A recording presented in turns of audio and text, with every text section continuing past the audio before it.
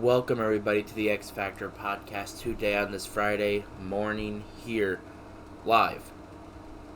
You already know today predictions. A lot of pay-per-views going on this weekend, so we're getting Night of Champions reviews. We're gonna look at the rivalries. We're gonna see how good they were built. We're gonna look at battleground. We're gonna look about that. We're gonna talk about the build-ups to that, and then we're gonna talk about Double or Nothing, and then build-ups to that. Like I said, a lot of talk today. So we're going to get right into it here. Follow the TikTok X Factor Sports 420 and then the Twitter X Factor MG5654. I'm trying to get to 500 followers on Twitter, so let's reach that goal as soon as possible. So, we're going to get right into here. So, Rhea Ripley versus Natalya for the SmackDown Women's Championship. Should be the Raw Women's Championship at this point, but I don't know why they haven't switched it. Rhea Ripley and Natalya, the build-up has been not the best. I know they've only had 3 weeks to build it, and, they haven't really... They put her... And the thing is, they need to put Rhea Ripley more with the women's division. If they wanted to build her as a champion, they need to build her up with the women instead of having her with, Dom the entire time. And it's not a problem with, it doesn't have a problem being with Dom. It's just that's where she is most of the time, is with Dominic, and, the build up to Natalya and her have not been the greatest. Natalya trying to revive her career. Ripley, she's trying to be the best champion. I think this will be a short match. I think Rhea Ripley beats her straight up, dominates. I don't think it'll be a long match. I don't think it'll be a great match either. So, I got Rhea Ripley winning this one. Bianca Belair versus Asuka for the Raw Women's Championship. Should be the SmackDown Women's Championship. I got the build up to this before WrestleMania was not the greatest either. But after, what they've done the last 2 weeks, they've actually started to pushing something here. And if they're gonna do more than just this match, I think Bianca will win. But if it just ends right here, I think Asuka wins. But I think they're gonna do a trilogy here and have Asuka win. I have Asuka beating Bianca Belair for the Raw Women's Championship in Saudi Arabia tomorrow afternoon to become the new Raw Women's Champion. Sami Zayn, Kevin Owens, and Roman Reigns versus Roman Reigns and Solo Sikoa. The build up to this has been absolutely amazing. Everything they've done has been perfect.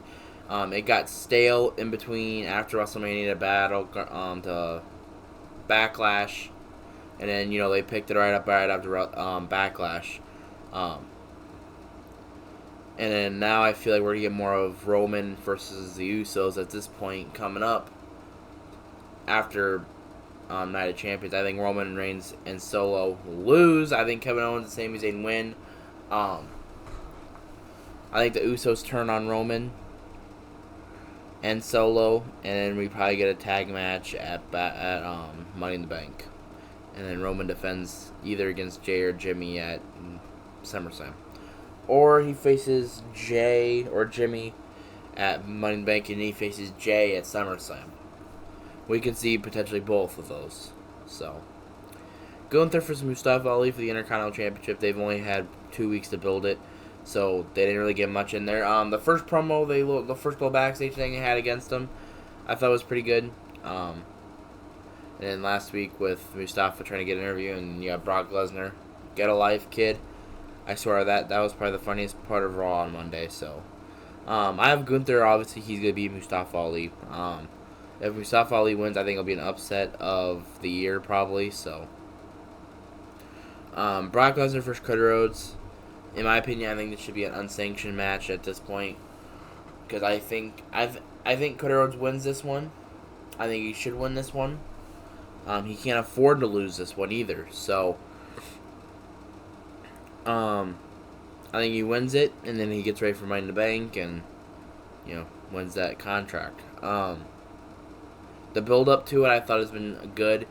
We still haven't found out why Brock has took him out. I do think we'll figure that out later on in this rivalry. I feel like we'll get it sometime around if they get back to Roman and Cody later down the road. I feel like we'll get to know that a little bit by Paul, because I think Paul is the reason why this rivalry is why. I think Paul is the reason why Brock, had all this with him. So I think Cody Rhodes wins. I don't think Brock needs to win. I don't think Cody needs to lose. I think it's just obvious Cody needs to win this. So, Seth Rollins versus AJ Styles for the World Heavyweight Championship. If this doesn't main event, the show's the L. I don't care if the whole show's good. If AJ Styles for Seth Rollins is not the main event,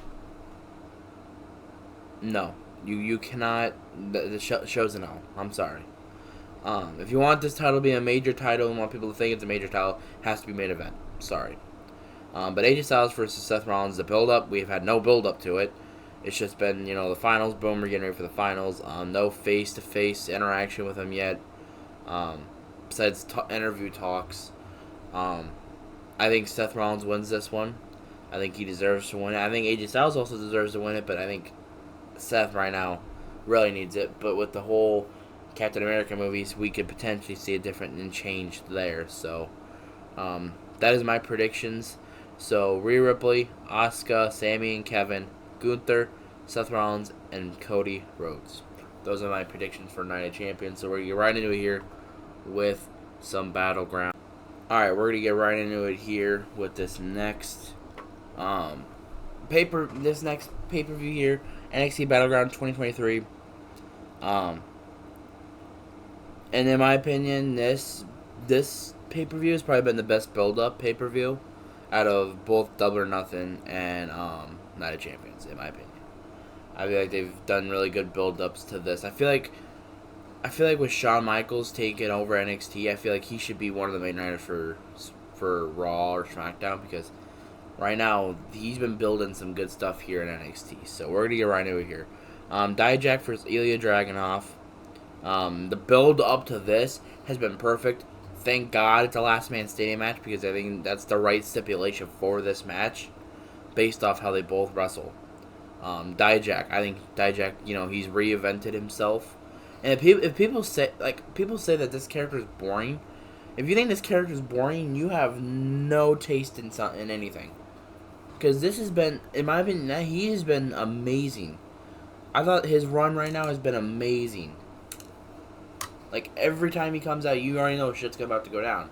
So, if you think his, Dijak's new build himself is boring, or his new character is, you're delusional. You're stupid.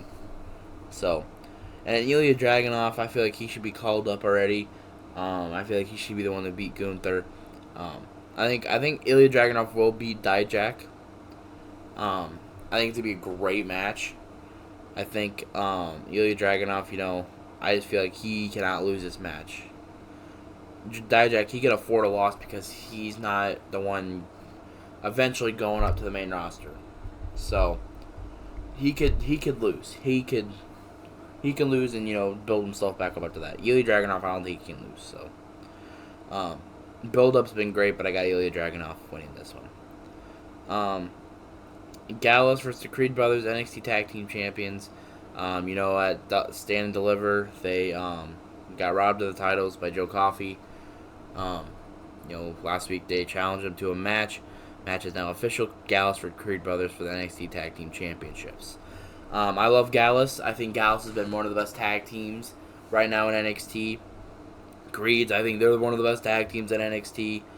As much as I want to see the Creeds get called up already, I think the Creeds win this one and they take home the tag team championships. I think with how they got robbed at Stand and Deliver and how they got robbed at in their tag title match a couple weeks ago, I think this is where they finally get their little spot. So, Gallus, I think this is where their title reign ends. What's next for Gallus? I want to see them going up to the main roster. I really do. I think Joe Coffey and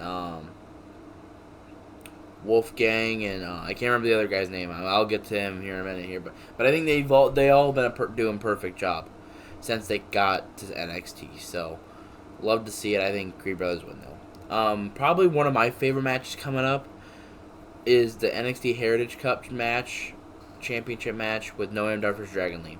This is probably a sleeper match to some people, but to me, this is probably gonna be the best match of the card. You know, they have that 6 rounds, 3 minutes or whatever, 2 out of 3 falls. Noam Dar versus Dragon Lee. I think Dragon Lee beats Noam Dar because how Nathan Frazier beat Noam. Actually, the build up to it, I thought it's been good. You know, the first night after Stand and Deliver, you know, Noam Dar shows up against Dragon Lee, and boom, they start right there. And I feel Noam Dar has that little swag to him, which I think is what NXT needs right now. I like it. You know, I love Noam Dar. And then Dragon Lee, he by the end of the year, he's gonna be called up already. I already guarantee it. So, Noam Dar, I'm gonna change my pick. I think Noam Dar is gonna win it because I think Nathan Frazier will challenge him after that, after beating him the other on NXT this last week. And then, you know, if Dragon Lee wins, I think Nathan Frazier goes after Dragon Lee. And I think either way, both matches will be still good. So, Wesley, Joe Gacy, Tyler Bate for the North American Championship. You know, Wesley, the longest reigning NXT North American champion of all time as of right now. Joe Gacy, he's still, still trying to get himself a singles title. Tyler Bate, he's trying to get himself back to the singles competition titles. And Joe Gacy, I thought he's been getting better by the week. I feel Schism is, well, I wouldn't say at their peak right now because of Rip Fowler and Jagger Reed, they're leaving. I feel that is a real hit to the gut to the NXT brand because I feel like they could, you know, go back to their old selves somewhat. But I love Schism. I love them, so I don't see what the big problem is with them. So, and plus one of the things I wanted to see was them versus Judgment Day. So it's kind of sucks you don't get to see that. So, I think Wesley retains here. I think between the tension between Tyler Bate and him and Joe Gacy, I feel like it could cause something there for Wesley. I do think Joe Gacy could slip a title victory here. I think he definitely could with Tyler Bate and Wesley, the tension between them two. I feel like Joe Gacy, he can let them two go at it, and then boom, he slips up a win there. And that would do a shock, but I think it would be good. Him and Ava Raine, though, I think are going to be a perfect two-piece right there. So, and I think the build-up's been good, too. So, Tiffany Stratton for Lila Valkyrie. There wasn't a build-up to it, really. They had the tournament, so you can't really blame themselves for that. Tiffany Stratton, I think, is obviously going to win the title. Lila Valkyrie, Lila Valkyria, my bad. Lila Valkyria, she has been one of the fastest rising superstars right now in NXT, besides Sol Ruka, and she tore ACL, and Nikita Lyons also tore ACL. So, and if you put them two not getting as pushed, it's Lila Valkyria. She's been amazing since she showed up. Tiffany Stratton, I feel like she is already ready for this titles. She's ready for the gold. I think this is where she wins it right here. I think she wins the women's title at Battleground, and if Lila Valkyrie wins, I think that'll be another shocker. So, like I said, the build-up, there wasn't really much of a build-up. They had the tournament, not really much there. So, and then the main event, Braun Breaker versus Carmelo Hayes. The build-up to this has been absolutely amazing. Braun Breaker turning heel, I think, was the best thing. And like I've been saying the last couple weeks, I think after this, I think this is when Trick Williams turns heel. I think Trick Williams turns on Carmelo Hayes here. And if it happens, I'm going to sit up here right Monday morning, and I am going to say I told you so. And if he doesn't, you people can tell me, told you so. But I just have a feeling Carmelo Hayes is going to get turned on by Trick Williams. So, the build-up's been great. I think Carmelo Hayes wins, though. Braun Breaker, he doesn't really need to win. Well, actually, with heel Braun Breaker, I could definitely see him winning. But Carmelo Hayes' title run just started, so I don't think he's going to lose already. So, like I said, the build-ups to this has been great. So, I got Carmelo Hayes. So, right now, we're going to get into it with Double or Nothing. Let's get in. Alright, let's get into it here. 2023 Double or Nothing predictions last year. I was really excited for it this year. I'm a little excited for it. Main event is... I'll have a little bit of a rant for the main event, but... Jericho versus Adam Cole, unsanctioned match. I feel like the build-up to this has been good. I feel they have actually... I feel like with the first time they even started this rivalry, I felt like it was like a Shawn Michaels, Chris Jericho type of thing. But the Shawn Michaels in this would be... Shawn Michaels with Adam Cole and Chris Jericho is still Chris Jericho. But, at the time with Jericho and Shawn Michaels, it was Jericho looking up to Michaels.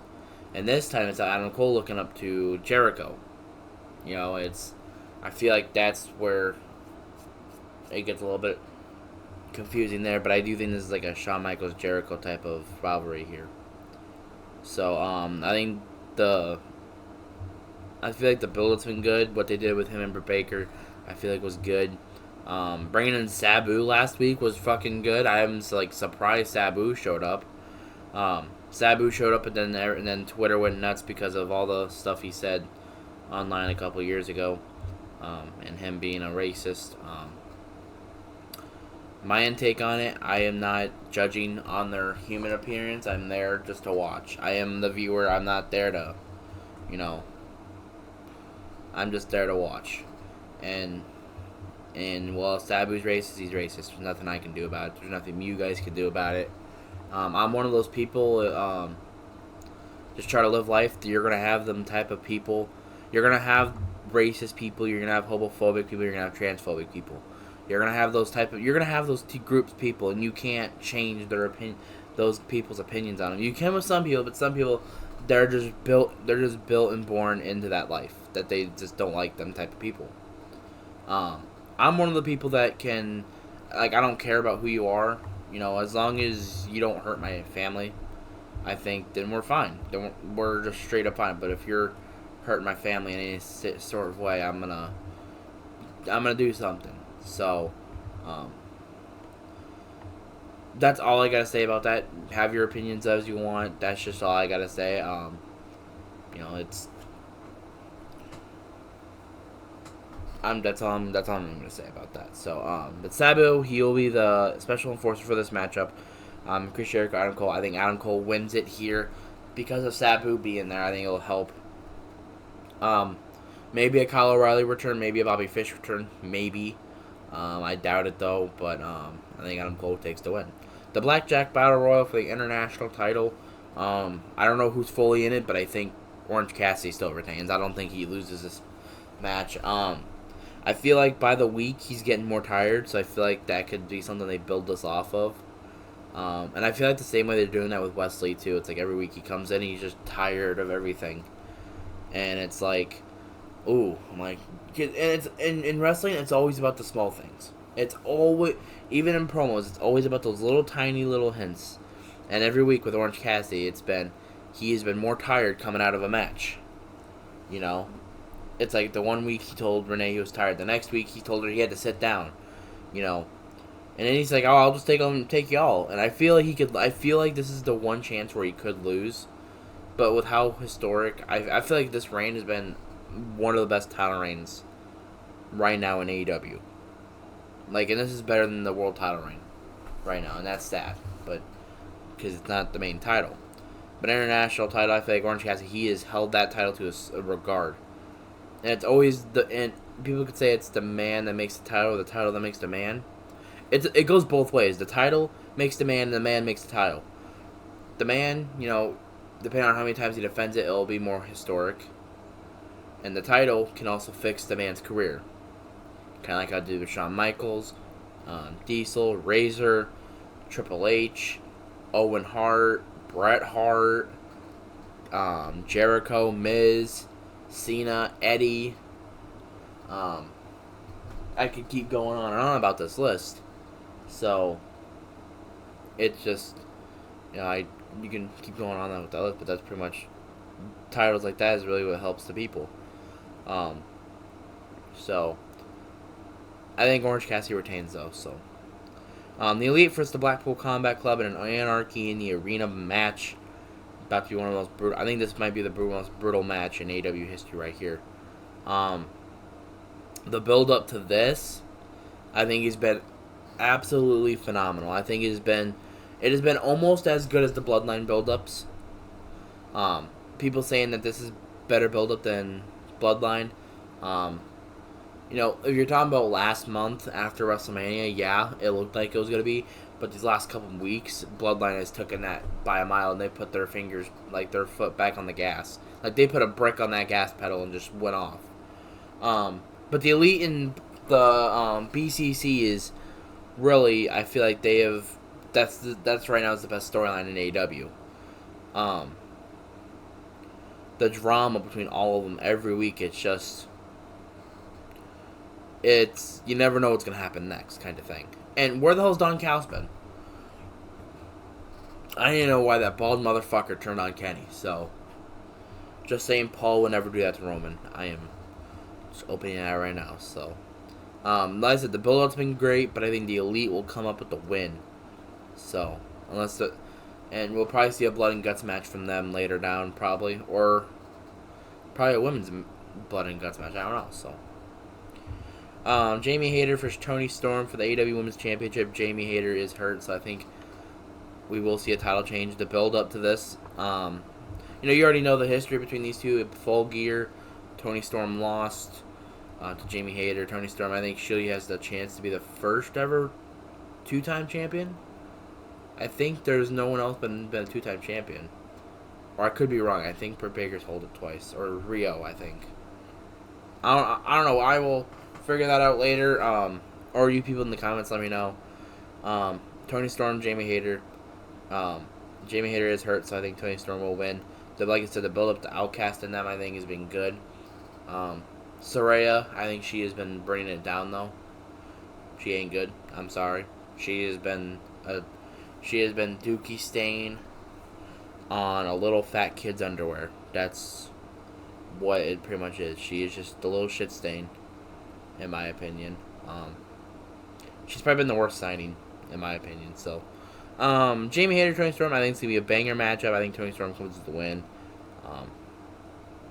So, we probably won't see Jamie Hayter versus Britt Baker anytime soon. So, Wardlow versus Christian Cage in a ladder match for the TNT title. I'm telling you right now, the build-up to this one I feel like has been great. Or it's been somewhat great.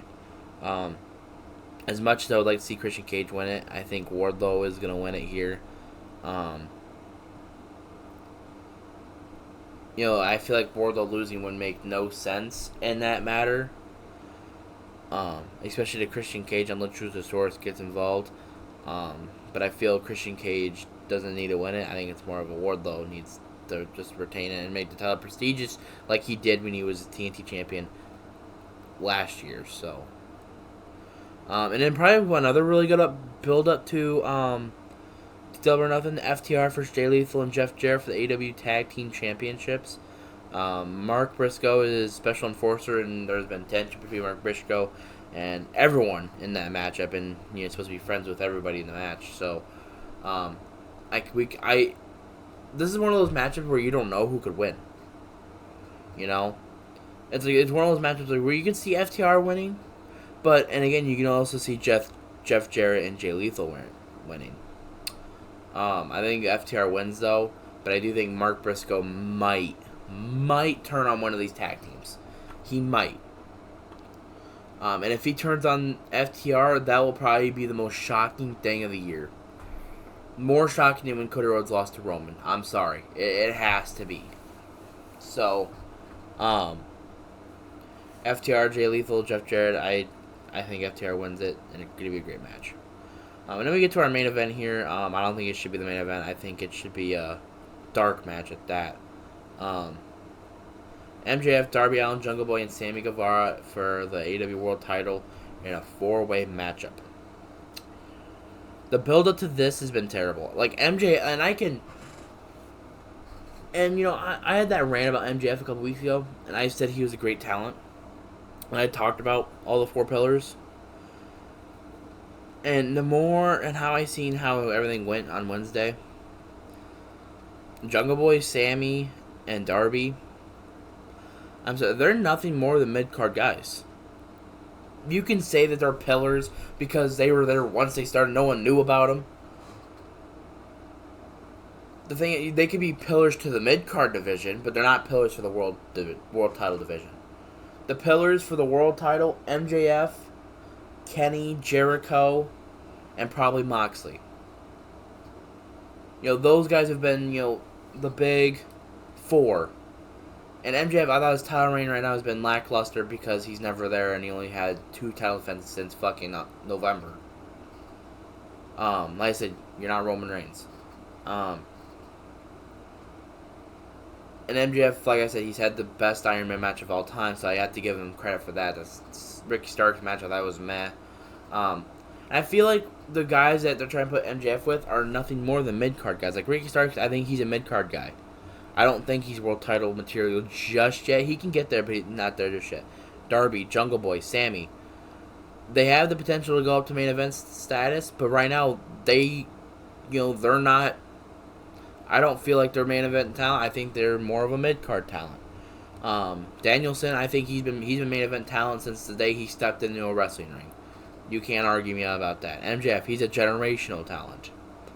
And like I said, the build up to this has been really poor. MJF, they have been trying to get MJF to hype this matchup just a little bit, and the crowd could say they're into it, but this has the chance to either be one of the AEW sleeper matches, or it has to be the potential to be one of AEW's worst main events since AEW started. So I think MJF retains. I don't think Jungle Boy is definitely not winning it. Sammy Guevara definitely not winning. Darby Allin, he has a chance to win it, but he ain't winning it. MJF, he's gonna somehow find a way to win it, and he's gonna retain. Probably see a CM Punk return, maybe. Just saying. We need, that'd be another step up for the rivalry right there. So, I think MJF wins it. Like I said, I think the thing has just been piss poor, lackluster. So, that is my AEW Double or Nothing predictions. If y'all have any other predictions or different opinions of what I said, let me know. And you can argue with me on Twitter, XFactorNG5654 on Twitter, or in the comment section down below. But that's all I really got for today. Enjoy pay-per-view weekend. Enjoy SmackDown. Enjoy Rampage. Enjoy whatever you're watching. That's all I got for you today. So, bye.